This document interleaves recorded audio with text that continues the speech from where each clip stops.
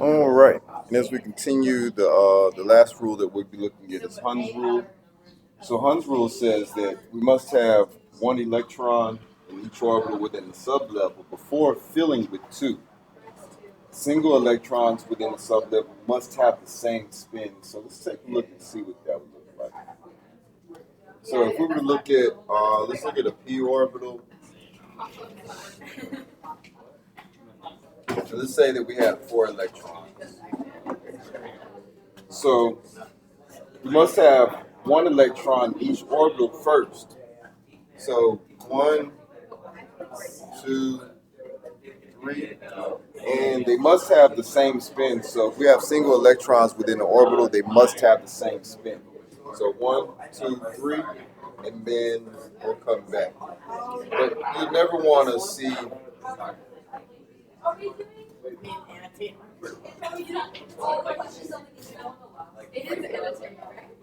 because we can't have empty orbitals. So we would never want to fill like this. We always put in one first, and then after we put in one of each one with the same spin, then we'll come back and fill the other ones. Hold on, recording. We have a question. All right. So now let's put all this stuff into practice. Like, what does all this stuff mean? This allows us to write the electron configuration. So we're going to practice using electron configuration chart. We know how many electrons go in each orbital, and we have 3 rules to kind of give us some guidance. So we're going to take a look at magnesium. His atomic number is 12. That means he has 12 protons, 12 electrons. So let's take a look at it and see. So if we start with the first one here, our first orbital that we hit is a 1s orbital. So we start with 1s, and then we go down to the second part. So the second one is 2s.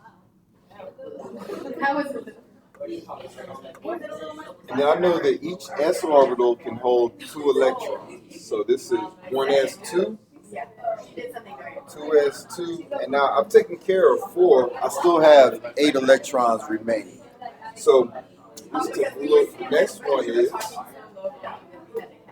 1s2, 2s2, 2p6. So you don't want to make the mistake of going to 3s2. 2p6 has lower energy than 3s2. That's why we do it first, and then 3s2. All right, and then I can always check this. The way I'll check it is I add them up. 2, 4, 10, 12. 12. So this would be the correct electron configuration for magnesium. All right, so the next thing we can do is our orbital diagram.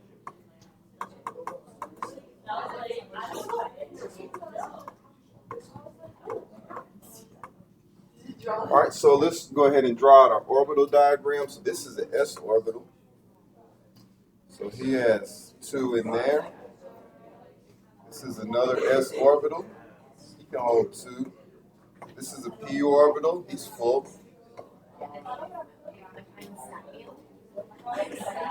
Are you serious? Then 3s2.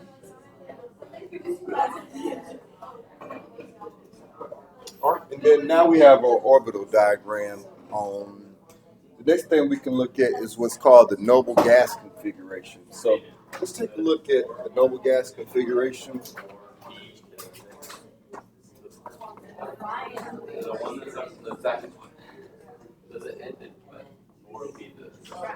So for the noble gas configuration, this we always use the noble gas preceding. So for magnesium, the noble gas before that is going to be neon.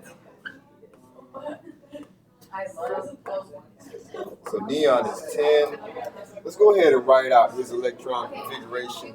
We know it'll be the same as this. If we're using the electron chart, we start here, 1s2, 2s2, 2p6. So that would give us 10 electrons right there. So let's go ahead and write that one down.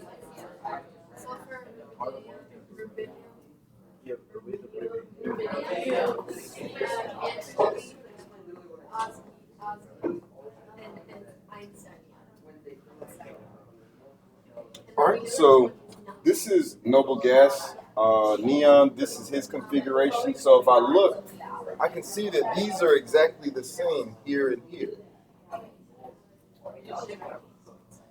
So all of this part is exactly the same, and I can represent this by putting neon within brackets, and that would represent that first part.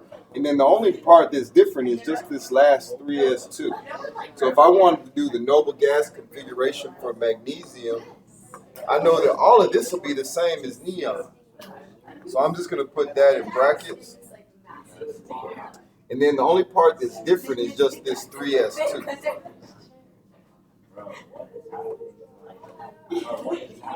All right, so we have neon, the noble gas configuration, and then this is the part here that's different.